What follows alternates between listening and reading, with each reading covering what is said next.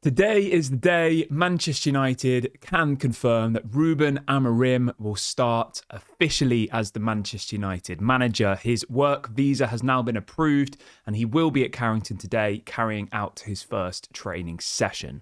Also, we'll be talking about Paul Pogba. There were some rumours over the weekend suggesting that he would be rejoining Manchester United, which we'll talk about.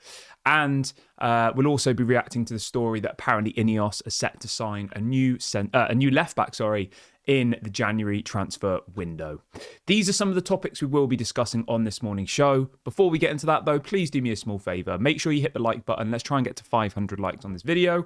And if this is your first time watching, don't forget to subscribe. Bottom right hand corner. Let's try and get to 40,000 subscribers. Go and do that right now. So before I get into all of the news for you today, I would like you to do one thing for me. Should Manchester United sign Paul Pogba? Let me know your thoughts in the comment section. I'll give you a little bit of background story on what's been going on here. So we obviously know that Paul Pogba was banned from playing football for, was it some sort of drug-related doping charges? Something like that. I don't know the exact, the exact formalities of his ban, but it was something to do with performance-enhancing drugs, wasn't it, that were found in his system, right? So we all know that he was banned from playing football. Obviously, he was playing for Juventus. Juventus have confirmed that his contract has been terminated and Paul Pogba will now be able to train with another club from January onwards. Now, there were multiple different journalists over the weekend saying that apparently Manchester United had agreed that Paul Pogba would be allowed to come and train at Carrington to effectively build up his fitness. A similar thing happened obviously with Johnny Evans a couple of years ago.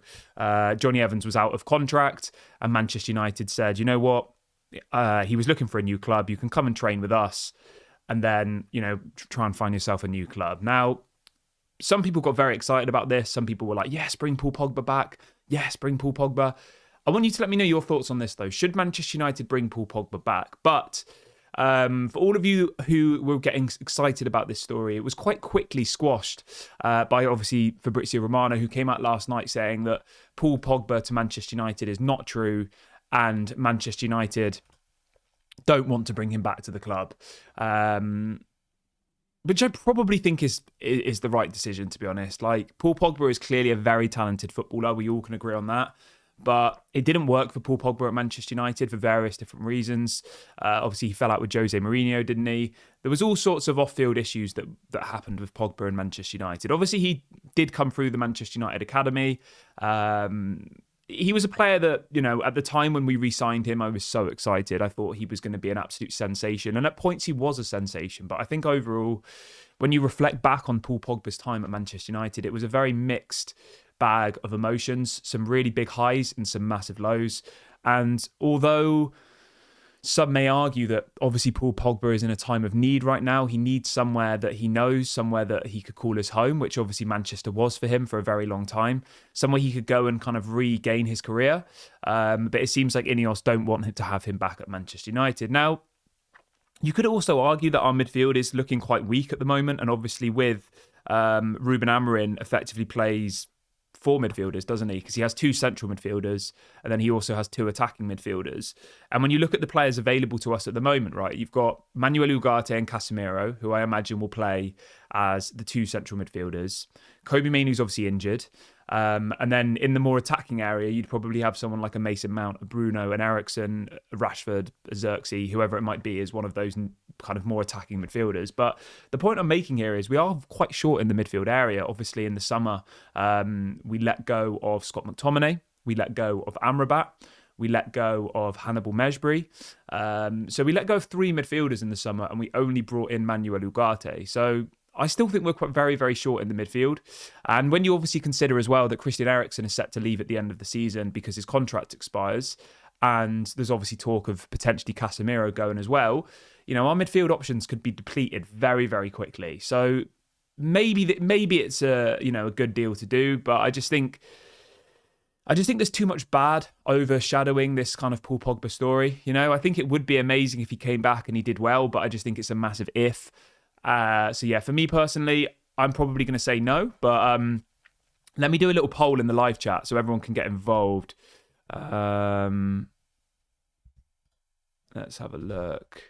So let's do this. Should United re-sign Paul Pogba.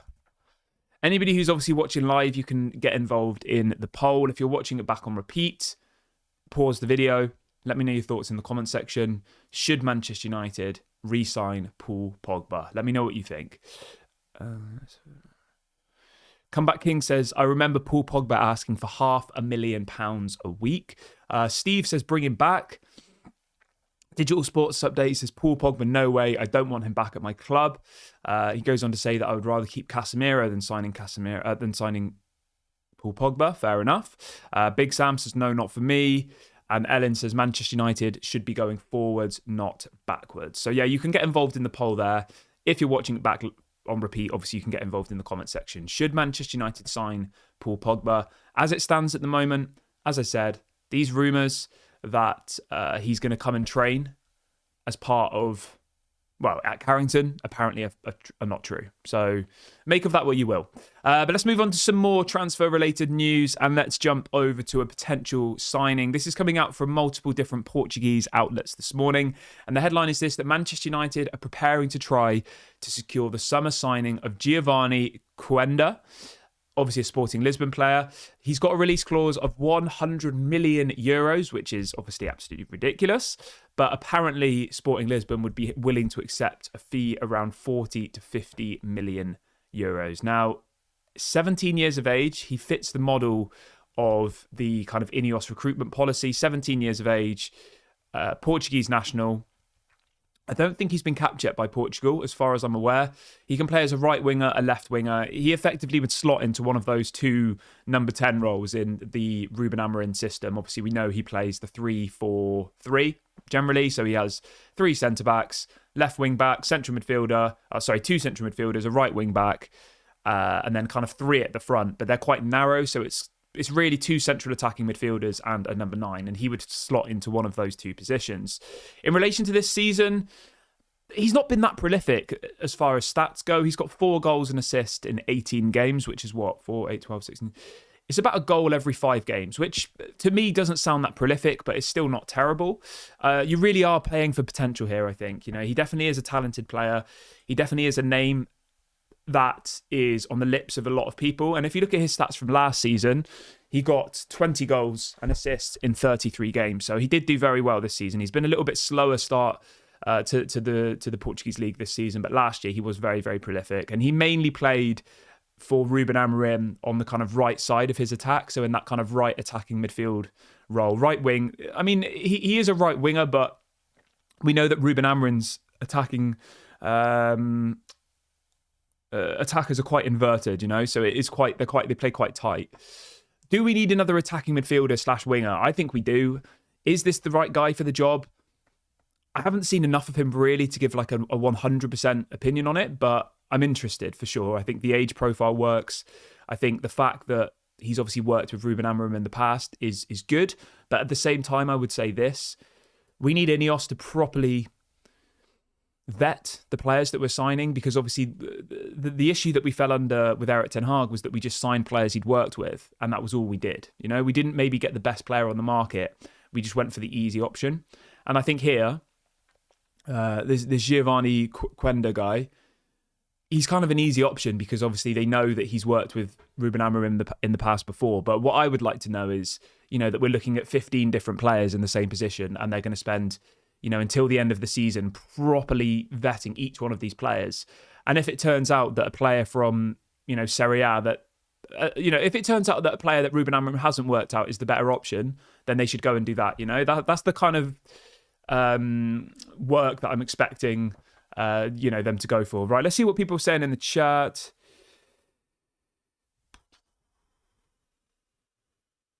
What else have we got here? Okay, so Samuel's saying that apparently he plays as a right wing back. Interesting. Because on the transfer market, it says he plays as a right winger. That kind of changes things up for me, to be fair, if he plays as a right wing back. What else have we got? 76% of people watching the video today are saying that they don't want Paul Pogba to come back. That's pretty crazy. Just a quick one as well. Everyone who's just joined the video, we've got over 300 people watching live now. We've only got about 50 likes though. So if you are just joining in the last couple of minutes, make sure you hit the like button. It helps to bring more people into the channel, and make sure you subscribe as well. But yeah, we'll talk about obviously the transfers more and more as the season progresses. But I think the immediate conversation that we need to be having right now is about the left back position, because the stories coming out today are suggesting that Manchester United will be going in on the transfer market in January to try and sign a new left back. This is coming out from multiple different journalists. This story was reported yesterday, and the headline is that Manchester United are trying to sign a new left back in January. And the two names that apparently are being looked at, right? Brace yourselves for this. Ben Chilwell, we'll talk about that in a minute, and Alvaro Fernandez. Now, there's an obvious front runner there for me. It has to be Alvaro Fernandez. Ben Chilwell's injury record is worse than Luke Shaw's, and that I don't even know how that's possible, because Luke Shaw's injury record is awful. But if you look at Ben Chilwell's injury record, right, it is absolutely appalling. I don't know how he's done this season, to be fair. Let me have a little look. Let's have a look. So this season so far, are we in the 23-24 season? No, we're in the 24-25 season. So last season, Ben Chilwell missed 35 games. Season before that, 20 games. And then the season before that, he missed 45 games. So over the last 3 seasons, he missed a total of 100 games through injury in 3 seasons. So he was averaging, if you average that over 3 years, that was 33 games per season that he missed through injury, which is, it's almost unbelievable, isn't it, that somebody could have such a bad injury record. And this season for Chelsea, he so far has played 45 minutes in all competitions. Why would we want that? 45 minutes. And what, we've played 11, there's been 11 Premier League games. Obviously, they're in the Conference League. Like, Chelsea have probably played, I would say, maybe 15 to 20 games this season already across all competitions. And he's only featured for 45 minutes. And that was in the League Cup. So, yeah, for me, massive no. Don't go anywhere near Ben Chilwell. I think it would be an absolutely terrible transfer. Whereas Alvaro Fernandez, you know my stance on him. I don't think he ever should have been sold in the first place. I think he was one of the brightest players coming through our youth academy. And obviously with us having this buyback clause, I think if we can go in and get Alvaro Fernandez back, we should definitely do that for me. But yeah, Ben Chilwell is a massive no. And Alvaro Fernandez is a massive yes, I think. He'd be definitely a great option. And obviously the great thing with Alvaro Fernandez is he not only knows the club already, so he wouldn't really need time to settle in because he knows he knows the city, he's come through the youth academy, but he also knows Ruben Amorim, obviously from playing for Benfica, and Ruben Amorim obviously managing in the Portuguese league. So yeah, the story then goes on to say that Alvaro Fernandez is a player that Ruben Amorim has mentioned as a top target he'd like to work with at Manchester United. So there's not only the desire from the club to bring Alvaro Fernandez back, but there's obviously the desire from Ruben Amorim as well to bring Alvaro Fernandez to Manchester United. So that's really, really positive. That's one to keep an eye on. We all know that there is a buyback clause, which is good. That makes the deal a lot more easy to do. The buyback clause, I believe, is around 16 million euros. Let me just double check that for you now really, really quickly. The buyback clause is 16.7 million pounds, okay?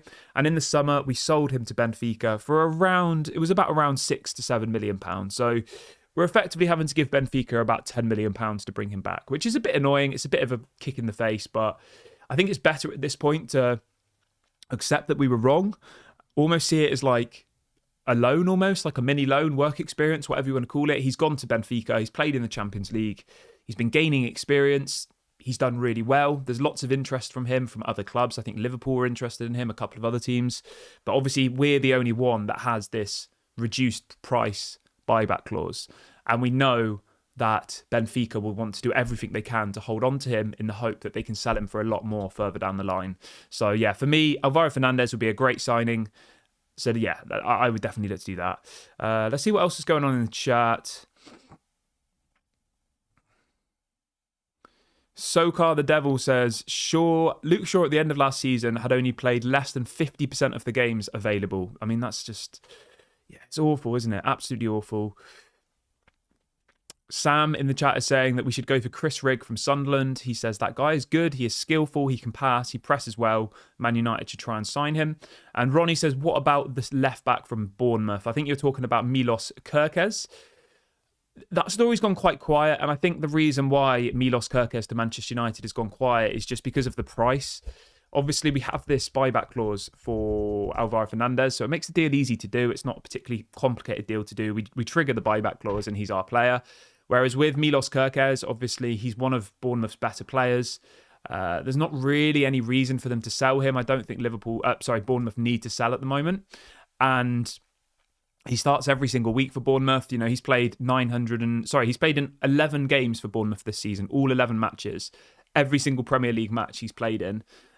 They don't need to sell him, really. That's the truth of the matter. And if they do sell him, they want a big fee. They paid about 20 million euros for him from AZ Alkmaar in July 2023. So, you know, if this is going to be a January deal, which I don't think it would be, from what I've heard, they'd want about 50 million euros, which is hell of a lot of money when you think that Alvaro Fernandez is available there for, I think, under 20 million euros, about half the price, similar age, similar amount of experience, similar probably level of quality. So I think, you know, from Manchester United's perspective, when money is quite tight, there is one kind of clear-cut, obvious option. But you can let me know your thoughts. Maybe you think that spending the extra money on Milos Kerkez is worth it in the long run. Let me know.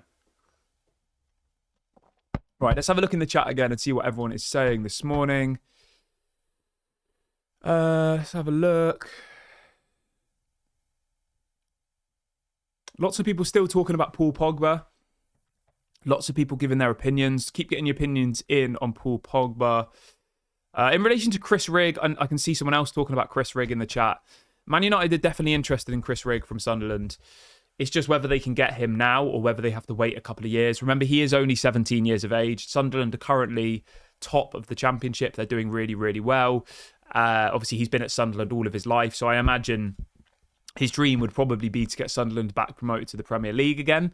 So I don't know how easy that deal would be to do, and I imagine that Sunderland would want to keep hold of him, obviously to try and push for promotion to the Premier League. But yeah, Chris Rigg to Manchester United would be a really, really good bit of business if they could get that done. Whether they can or not remains to be seen. We'll have to wait and see. But let me just double check if there's any more comments coming in before we go back. No, I think we've gone through everything for this morning's show. Thank you very much for joining me. I'm going to wrap the video up there.